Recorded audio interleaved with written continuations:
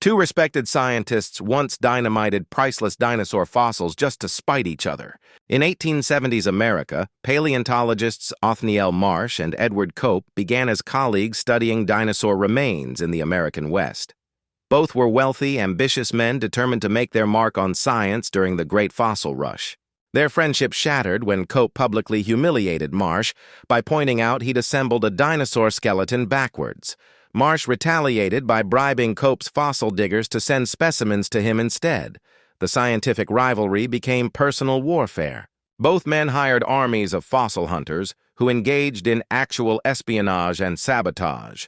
They stole each other's discoveries, planted spies in rival camps, and even used armed guards to protect dig sites from their scientific competitor. The war reached its peak when both sides began dynamiting fossil sites after extraction, deliberately destroying irreplaceable specimens to prevent their rival from studying them.